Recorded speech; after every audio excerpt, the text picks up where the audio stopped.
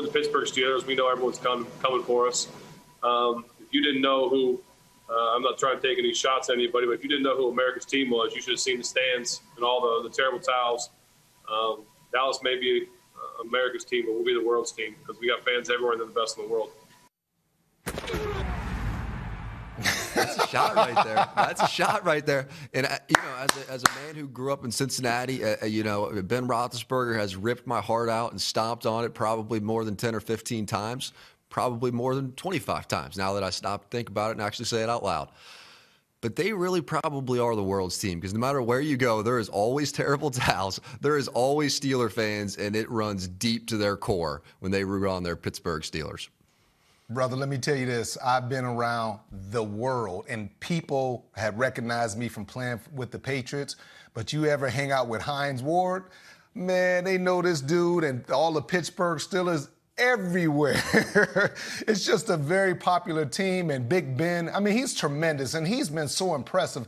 Think about a guy coming off a major injury, doing all the rehab that he had to do and playing on the level that he played. He got hurt, and that's the thing that I'm afraid of for Big Ben. I mean, he looks terrific.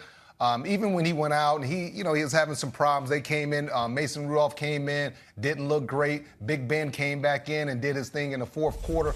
But they're going to have to keep him healthy.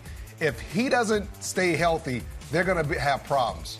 They're going to have problems, Jack. I don't know what they do if Big Ben, if he doesn't stay healthy. Yeah, well, I hear you on that. And Rodney, report came out this week that he hurt both knees in the game. But in true Big Ben fashion, still expected to play. I mean, it's unbelievable with this guy. I swear it. The football season doesn't start, and sometimes it almost feels like a game doesn't start when you watch the Pittsburgh Steelers until Big Ben gets dinged up, goes to the locker room, gets a shot of something, comes back onto the field, goes back into the game, and plays better. Like, the game does not start until that happens. He loves and lives for that moment where he takes a shot and all of a sudden the engines fire up. Jack, let me ask you this, man, because I've watched this for years. Is Ben just kind of, I'm not saying he's ever faking it, but is he over-dramatizing his injuries at times? I just need to know from your perspective, because I see it all the time. I've watched him since I retired. I played against Ben. When he was a rookie, I picked him off, took him 87 yards to the house. But to me, you see Ben, and then all of a sudden he comes in, he leads his team to victory, and he's the hero. Let me think of like a respectful way to say this. There is not a single doubt in any part of my brain that exactly what you just said is true. 1,000,000%. He's been doing it forever. Ring the bell. Ding, ding, ding. You are dead on, Rodney. He loves it. He lives for it. He wants you to know he's feeling just a little bit of something. Here's what Big Ben likes to do.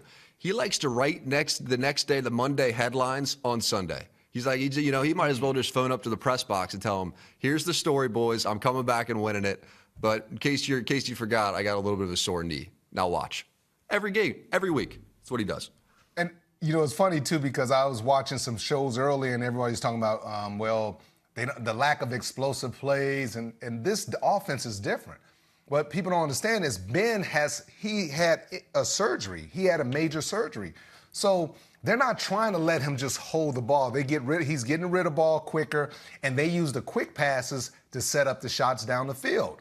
So to me, you're not going to always be able to come out and have explosive plays. You have to win the way you have to win, and sometimes that calls for running the football. Sometimes it's quick passes. Sometimes it's shots down the field. This is an offense that is just similarly to the Kansas City Chiefs. They are just so wealthy with playmakers. I mean, it is just everywhere you look. Even Eric Ebron. I mean, Deontay Johnson, Chase Claypool, Juju Smith-Schuster, Washington made a big play yesterday. It overwhelms you. Benny Snell, Connor coming out of the backfield. He's having a big year. It just overwhelms you with things you have to defend, and they make you forget about Ebron. And then he's wide open. Big Ben finds him. And I don't think I've seen Big Ben play this well in a long time either. But when you can't figure out who the number one wide receiver is, and watching the way that teams are defending him now, it seems like they're locking in on Chase Claypool and saying Claypool's the one we're going to take away. And now Juju's just having huge games because that is when he does his best work. When he doesn't get all that attention, he can go over across the middle of the field and just crush these defenses. It's what he did when they had Antonio Brown. It's what he's doing again when they have Chase Claypool taking all the heat off him. Brother, you just took the words right out of my mouth because he wasn't really used to that when AB was there because AB drew all the attention, so he was able to shine in the slot. Now people give him attention, but Claypool, he's been terrific. I mean, think how big and how physical. He had some opportunities down the field where he kind of misguided the ball.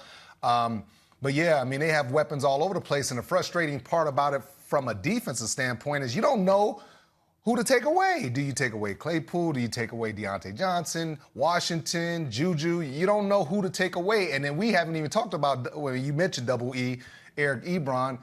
He's a fantastic young tight end, and which can help him. James Conner, he's been running the ball extremely hard. This defense. I look at Ben, and Ben's doing a terrific job leading his team. But also, when I watch him, he looks like he's 90 years old when he's trying to run the football. So he needs to stop trying to run because he looks like an old man running. Yeah, he might not be 90, but he's at least pushing 80. I can guarantee you that. I mean, the way he takes off and runs. But the thing about Big Ben is that you still have to think about it. Like, no matter how old he looks, he still runs for that 1 or 2 first downs a game that just breaks your back as a defense. He's always done it. Doesn't matter how old he is or how injured. You know, it's even back to your earlier point. You know, he's got the sore knee, and you're going, oh, thank goodness. Big Ben's not going to run for that 3rd down in this game.